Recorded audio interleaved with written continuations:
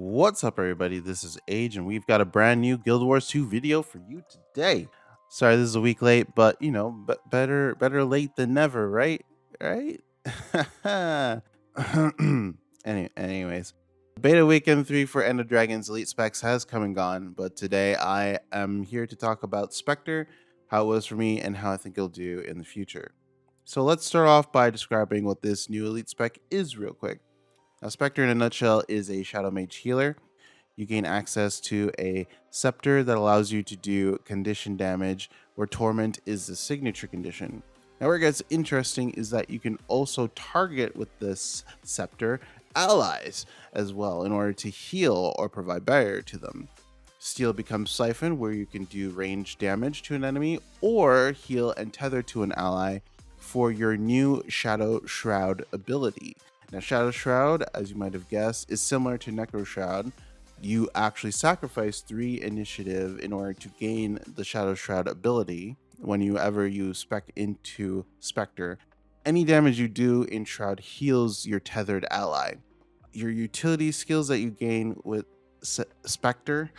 Oh, this is going to get real confusing. I'm going to say Scepter when I say Spec. I apologize. Anyway, your utility skills that you gain are wells that can all Shadow Step. Starting off with the Scepter. It's actually a pretty solid Condi damage weapon. It does decent damage even if you're doing a Condi healing hybrid, and the offhand weapons of Dagger and Pistol work well with the Scepter. Right now, I'm feeling Dagger is more for a condition-oriented build, where Pistol is more for a healing-oriented build. Now, the wells are all good, providing damage utility or support utility where needed. There's one well that grants boons you don't have, which will be good for raiding, which I'll get into later. Now, Shadow Shroud to me didn't feel highly impactful to use, even if that's not the case. I guess it's maybe just the animations. I'm not insanely sure why I feel that way. It's just, and it's also insanely difficult to get the 5th skill off, which is a AoE channel stun. It's hard to get off reliably in a competitive environment without setup. Siphon ability felt normal, just a ranged steal without getting a steal item. The traits are pretty good. There are some traits that I just would never take, such as Consume Shadows, which when exiting Shroud consumes your Shadow Force resource bar in order to AoE heal, and the more resource consumed, the stronger the heal. The reason I would never take it is because I may want to get back into Shroud for something to mitigate damage, to power heal an ally via damage in the Shroud, and that trait takes away that flexibility. Now, there are traits that are just goated, like Traversing Darkness, which heals allies in an area when you Shadow Step. You gain Shadow Force for allies that you Shadow Step to, and Wells grant Alacrity where you Shadow Step to. So, might I remind you that all Wells Shadow Step on Specter, and you can tie this trait in with Shadow Savior in Shadow Arts, where you heal allies at the end of a Shadow Step. So essentially, this is how you can gain more AoE healing.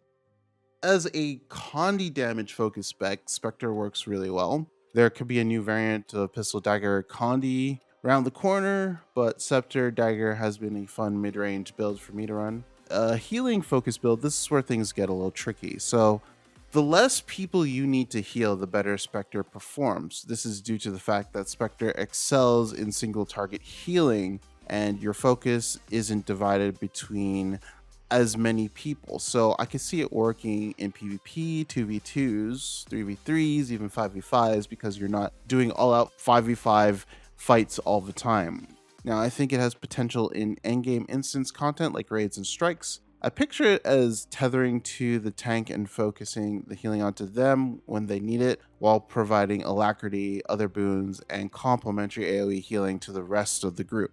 I think ArenaNet wanted Deadeye to be the boon bot, but most raid groups will take a boon bot that can grant Alacrity. So I think that's why they went this route with the Specter.